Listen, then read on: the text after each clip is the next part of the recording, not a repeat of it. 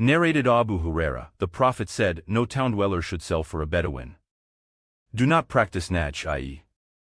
do not offer a high price for a thing which you do not want to buy, in order to deceive the people.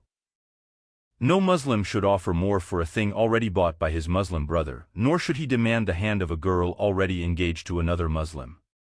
A Muslim woman shall not try to bring about the divorce of her sister, i.e. another Muslim woman, in order to take her place herself. Sahih Bukhari number 2723.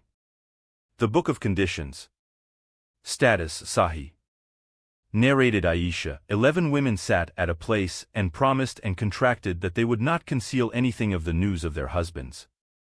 The first one said, my husband is like the meat of a slim weak camel which is kept on the top of a mountain which is neither easy to climb, nor is the meat fat, so that one might put up with the trouble of fetching it. The second one said, I shall not relate my husband's news, for I fear that I may not be able to finish his story, for if I describe him, I will mention all his defects and bad traits. The third one said, my husband, the too tall. If I describe him and he hears of that, he will divorce me, and if I keep quiet, he will keep me hanging, neither divorcing me nor treating me as a wife.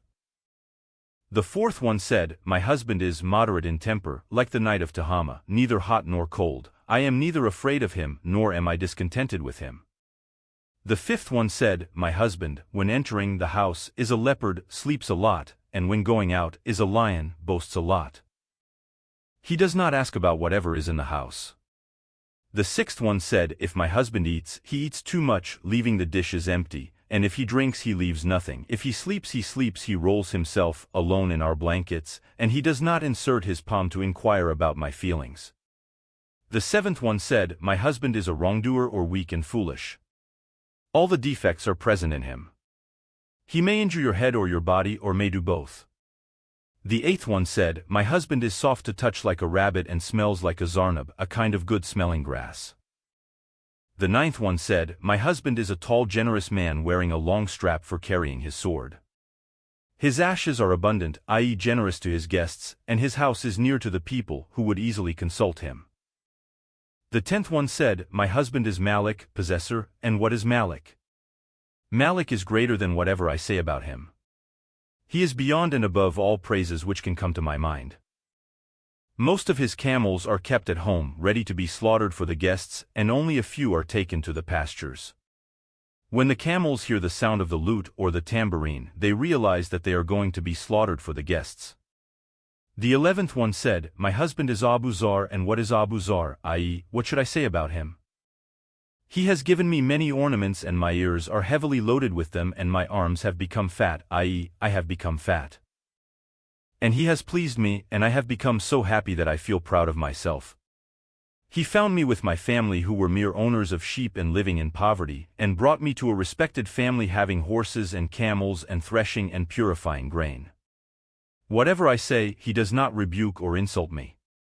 When I sleep till late in the morning, and when I drink water or milk, I drink my fill. The mother of Abu Zar, and what may one say in praise of the mother of Abu Zar? Her saddlebags were always full of provision, and her house was spacious. As for the son of Abu Zar, what may one say of the son of Abu Zar?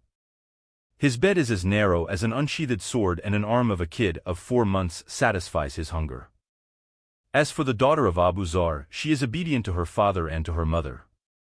She has a fat, well-built body, and that arouses the jealousy of her husband's other wife. As for the maid-slave girl of Abu Zar, what may one say of the maid-slave girl of Abu Zar? She does not uncover our secrets but keeps them, and does not waste our provisions, and does not leave the rubbish scattered everywhere in our house.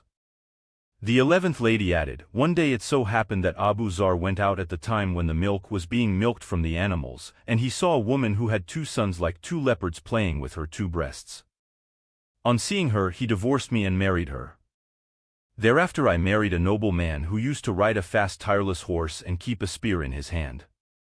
He gave me many things, and also a pair of every kind of livestock, and said, eat of this, O Zar, and give provision to your relatives. She added, yet all those things which my second husband gave me could not fill the smallest utensil of Abu Zar's. Aisha then said, Allah's apostle said to me, I am to you as Abu Zar was to his wife Zar. Sahih Bukhari number 5189. The Book of the Wedlock. Status, sahi.